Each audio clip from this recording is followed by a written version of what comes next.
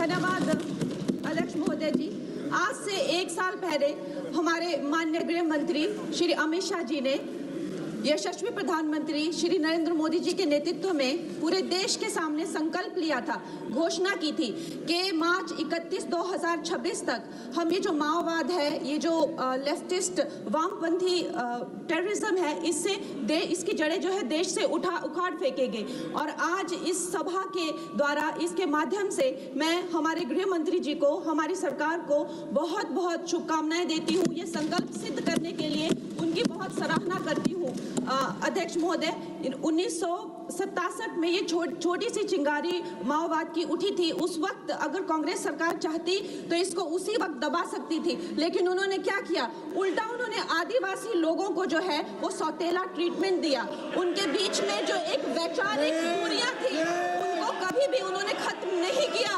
और जब ये माओवाद की समस्या हम उनके सामने आई तो जैसे मेरे भाई संबित पात्रा ने पूरे देश के सामने आज बताया कि सोनिया जी और राहुल गांधी जी की वामपंथी सरकार प्लस उनके वामपंथी सलाहकार प्लस उनके जो वामपंथी मित्र और ये वामपंथी टेररिस्ट और इनको जो भी जितने भी फंडिंग होती थी, जो भी इनके हथियार होते थे, गोला बारूद होते थे, वो उन लोगों से आते थे जिनके साथ ये कांग्रेस की सरकार उठती बैठती थी। तो हम लोग क्या अपेक्षा कर सकते हैं? क्या कोई समझौता इनके बीच और वामपंथी उग्रवादियों के बीच हो सकता था? नहीं हो सकता था। और उसका क्या परिणाम हुआ कि ये जो वामपंथी उग्रवादी हैं ये बिल्कुल आउट ऑफ कंट्रोल हो गए। इन्होंने खून की नदियां बहा दी, इन्होंने 16,000 से ज्यादा अटैक किए, इन्होंने 2,000 से ज्यादा सुरक्षा कर्मियों को मार डाला, इन्होंने छोटे छोटे बच्चों की जो है वो जिंदगियां ले ली, वहां पे नरक बना दिया। इन्होंने तीन पीढ़ियां ये जो है नक्सलवाद की जो आग में है, जो इन्होंने झोंक दी। और जब इसके अंधेरे में पूरी तरह से जो ये क्षेत्र है जो डूब गए, जिन छोटे छोटे बच्चों के हाथ में लैपटॉप और कलम होनी चाहिए थी, उनके हाथों में इन्होंने बंदूकें दे दी।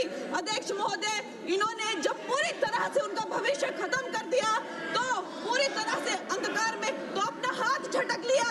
इनको रेड कॉरिडोर बोल के, नो गो जोन बोलकर जो है पूरे देश में बदनाम कर दिया।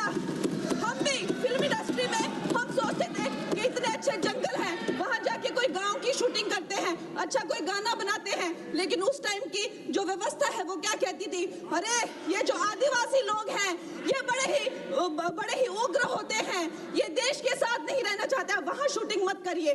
खुद की असफलता छुपाने के लिए इन्होंने पूरे देश से जो है आदिवासी समाज को इन्होंने आइसोलेट कर दिया। लेकिन हमारे प्रधानमंत्री श्री नरेंद्र मोदी जी कहते हैं कि रात चाहे कितनी भी लंबी हो वो रात ही है, सवेरा होना निश्चित है।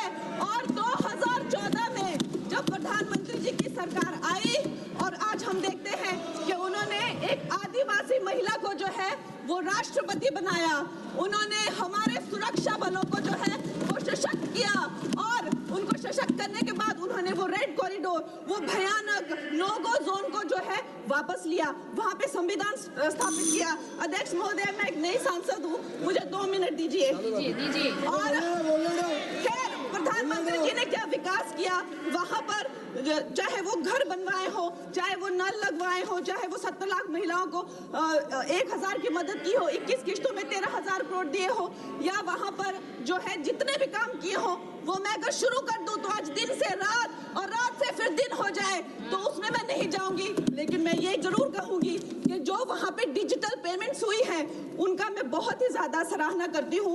उससे जो नक्सलियों का जो वित्तीय नेटवर्क है वो टूटा है, जो वो वसूली का काम करते हैं वो टूटा है, जिससे वो खोखले हुए हैं। उसके साथ में सबसे सराहनीय काम जो किया है वो मैं कहूंगी विकास और विश्वास के साथ जो हमारी सरकार ने इसको जोड़ा है। उसके उपरांत जो है उन्होंने जो समर्पण की नीति अपनाई है, 8,000 से ज्यादा युवा जो हैं वो समर्पण कर मुख्य धारा से जुड़े हैं, उनको 5 लाख की राशि और उनको रोजगार दिया जा रहा है।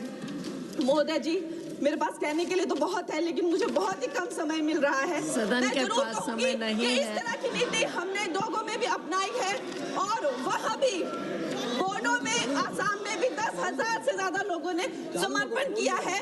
और मैं अंत में अध्यक्ष महोदय जी, मैं यही कहना चाहूंगी कि गृह मंत्री जी ने और प्रधानमंत्री जी ने पूरे देश में यह संदेश दिया है कि ये देश बंदूक की नोक से नहीं चलेगा, ये देश संविधान से चलेगा, ये देश जनता के विश्वास से चलेगा। फिर से मैं अपनी सरकार को बहुत बहुत बधाई देती हूँ। धन्यवाद। श्री हनुमान बेनीवाल।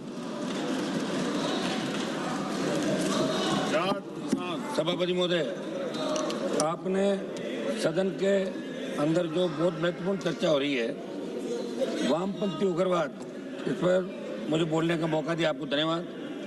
सभापति जी, वामपंथी उग्रवाद ने देश के कई राज्यों छत्तीसगढ़, झारखंड, ओडिशा, महाराष्ट्र, आंध्र प्रदेश के कुछ